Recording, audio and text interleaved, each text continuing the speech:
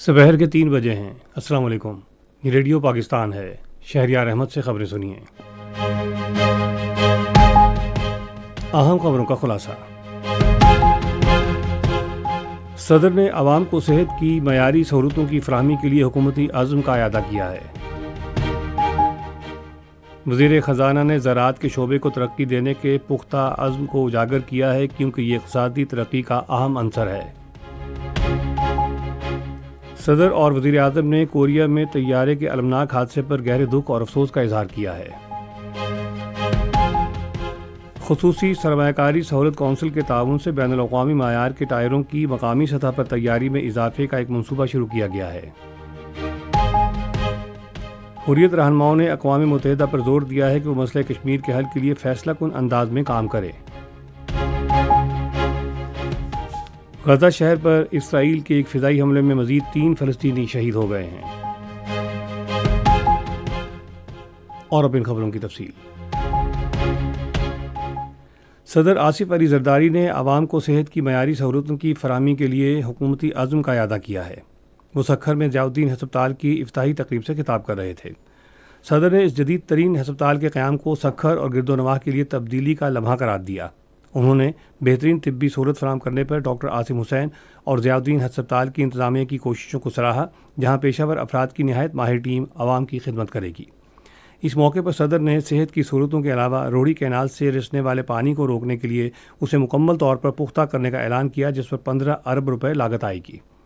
صدر آصف علی زرداری نے بھٹو خاندان کی عوامی خدمت کی میراث جاری رکھنے کے عزم کا اظہار کیا، جس کا مقصد قوم کی سماجی اور اقتصادی بہتری ہے۔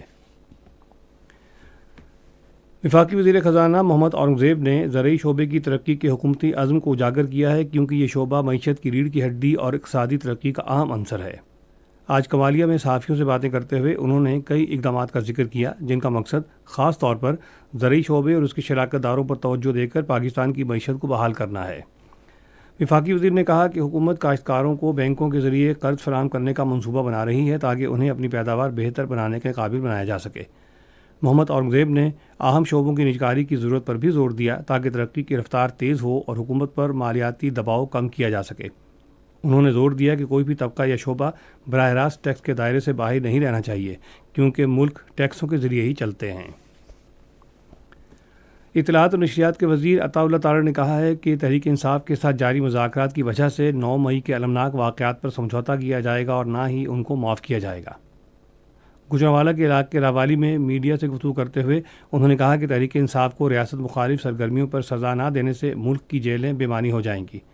عطاء اللہ تارڑ نے کہا کہ 9 مئی کے تشدد کے ذمہ دار تحریک انصاف کے کارکنوں کو مکمل قانونی عمل کے بعد فوجی عدالتوں نے سزائیں دیں۔ انہوں نے کہا کہ پرتشدد سرگرمیوں میں ملوث باقی افراد کے خلاف مقدمات مختلف انسداد دہشت گردی عدالتوں میں زیر سماعت ہیں۔ وفاقی وزیر نے کہا کہ 9 مئی کے تشدد میں سزا پانے والے افراد کو مکمل منصفانہ ٹرائل، فوجی عدالتوں اور ہائی کورٹ سے اپیل، ریکارڈ تک رسائی، اپنے اہل خانہ سے رابطوں کا حق دیا گیا اور ان کی غیر موجودگی میں سماعت بھی نہیں کی گئی۔ Deputy chairman senate Saidal Khan نے اتحاد کی اہمیت پر زور دیتے ہوئے کہا کہ ملک کو پہلے سے زیادہ ہم آہنگی اور یکجہتی کی ضرورت ہے۔ انہوں نے ان خیالات کا اظہار JUIFA کے سربراہ مولانا فضل الرحمان کی رہائش گاہ پر ان کی عیادت کے دوران کیا۔ اپنی نیک تمناؤں کا اظہار کرتے ہوئے ڈپٹی چیئرمین نے مولانا فضل الرحمان کی جلد صحت یابی کی دعا کی۔ سیدال خان نے حالیہ آئینی ترمیم کے لیے مولانا فضل الرحمان کی حمایت کی تعریف کرتے ہوئے قومی مفاد کے لیے ان کے عزم کو سراہا۔ وزیر داخلہ محسن نقوی نے موبائل وین پر حملے کو ناکام بنانے پر بنوں پولیس کی کارکردگی کو سراہا ہے۔ انہوں نے فائرنگ کا بروقت جواب دینے اور 2 دہشت گردوں کو ہلاک کرنے پر بنوں پولیس کو خراج تحسین پیش کیا۔ انہوں نے زخمی پولیس اہلکار کی جلد صحت یابی کے لیے دعا کی۔ وزیر داخلہ نے کہا کہ خیبر پختونخوا پولیس دہشت گردی کے خلاف جنگ میں صف اول کا دستہ ہے۔ انہوں نے کہا کہ خیبر پختونخوا پولیس نے دہشت گردوں کے مذموم عزائم کو ہمیشہ بہادری سے ناکام بنایا۔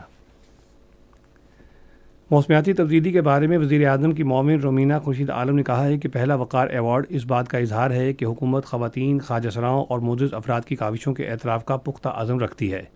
رومینہ خورشید نے PTV سے گفتگو کرتے ہوئے کہا کہ حکومت خواجہ سرا برادری سمیت قومی دھارے سے باہر ہیروز کی خدمات کو تسلیم کرنے اور انہیں عزت دینے کے لیے ٹھوس اقدامات کر رہی ہے جنہیں طویل عرصے تک معاشرے میں نظر انداز کیا گیا ہے۔ یہ خبریں آپ ریڈیو پاکستان سے سن رہے ہیں۔ صدر آصف علی زرداری اور وزیر اعظم محمد شہباز شریف نے جنوبی کوریا میں مسافر طیارے کے حادثے پر گہرے دکھ اور افسوس کا اظہار کیا ہے۔ انہوں نے اپنے الگ الگ پیغامات میں حادثے میں قیمتی جانوں کے ضیاع پر جنوبی کوریا کی حکومت اور عوام کے ساتھ تعزیت کا اظہار کیا۔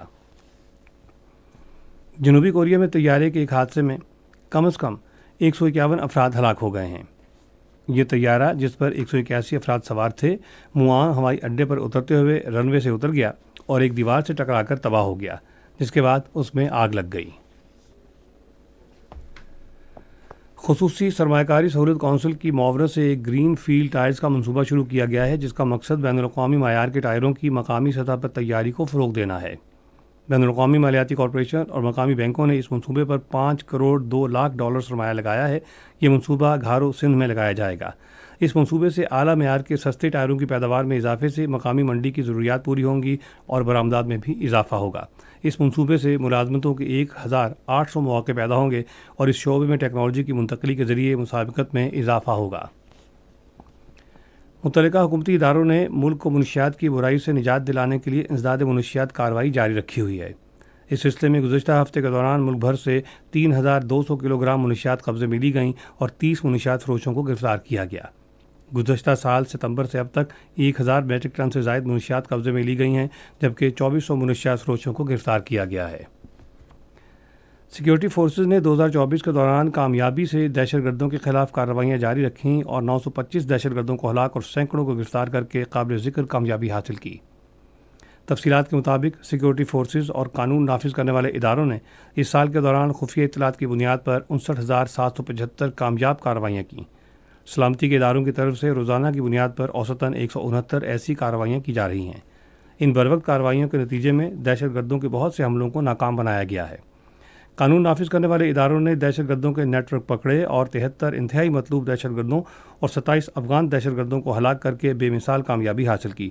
ان دہشت گردوں سے اسلحہ اور گولہ بارود بھی برآمد ہوا ہے۔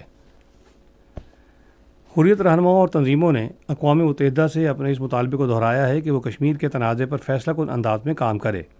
سری نگر سے جاری ہونے والے ایک بیان میں رہنماؤں اور تنظیموں نے غیر قانونی طور پر بھارت کے زیر قبضہ جموں کشمیر میں انسانی حقوق کے جاری بحران پر خاموش تماشائی بنے رہنے پر عالمی ادارے پر تنقید کی۔ انہوں نے کہا کہ جنوبی ایشیا میں پائیدار امن کے لیے کشمیر کے تنازع کا حل ضروری ہے۔ انہوں نے بین الاقوامی برادری سے اپیل کی کہ وہ بھارت کو ذمہ دار قرار دے اور کشمیری عوام کو مزید ملازم سے بچائے۔ غزہ پر اسرائیلی حملوں میں کم از کم 3 فلسطینی شہید اور متعدد زخمی ہو گئے ہیں۔ فلسطینی نیوز ایجنسی صفا کے مطابق النفاق اسٹریٹ میں ایک رہائش کو نشانہ بنایا گیا، جس کے نتیجے میں بہت زیادہ نقصان ہوا۔ کرکٹ۔ آج سینچورین میں پہلے کرکٹ ٹیسٹ کے چوتھے دن جنوبی افریقہ نے اننگز میں پاکستان کے خلاف اپنی دوسری اننگز میں 8 وکٹوں کے نقصان پر 103 رن بنائے تھے۔ اس سے پہلے پاکستان نے جنوبی افریقہ کو جیت کے لیے 148 رنز کا ہدف دیا۔ اسکور: پاکستان 211 اور 237 رنز، جنوبی افریقہ 301 اور 8 وکٹوں کے نقصان پر 103 رنز۔ محکمہ موسمیات کی پیشگوئی کے مطابق آئندہ 12 گھنٹوں کے دوران ملک کے بیشتر حصوں میں موسم زیادہ تر سرد اور خشک، جبکہ پہاڑی علاقوں میں رات کے وقت شدید سرد رہے گا۔ پنجاب کے بیشتر میدانی علاقوں، خیبر پختونخوا اور بالائی اور وسطی سندھ میں رات کے وقت گہری دھند چھائی رہے گی۔ آج ملک کے بعض بڑے شہروں کا ریکارڈ کیا گیا درجہ حرارت: Islamabad 18 degree centigrade, Lahore 14، Karachi 24، Peshawar 17، Quetta اور مری 11، گلگت 12، مظفر آباد 16، سری نگر 4، جموں 18 اور لیہ -1 ڈگری سینٹی گریڈ رہا۔ اہم خبروں کا خلاصہ ایک مرتبہ پھر سن لیجیے۔ صدر نے عوام کو صحت کی معیاری سہولتوں کی فراہمی کے لیے حکومتی عزم کا اعادہ کیا ہے۔ وزیر خزانہ نے زراعت کے شعبے کو ترقی دینے کے پختہ عزم کو اجاگر کیا ہے، کیونکہ یہ اقتصادی ترقی کا اہم عنصر ہے۔ صدر اور وزیر اعظم نے کوریا میں طیارے کے المناک حادثے پر گہرے دکھ اور افسوس کا اظہار کیا ہے۔ خصوصی سرمایہ کاری سہولت کونسل کے تعاون سے بین الاقوامی معیار کے ٹائروں کی مقامی سطح پر تیاری میں اضافے کا ایک منصوبہ شروع کیا گیا ہے۔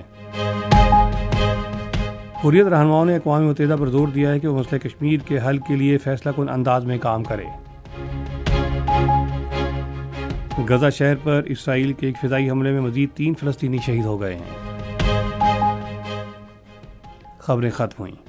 مزید خبروں اور تجزیوں کے لیے آئیے ہماری ویب سائٹ پر radio.gov.pk اور فیس بک کے link radio Pakistan news official پر براہ راست ویڈیو اسٹریمنگ بھی ملاحظہ کیجیے۔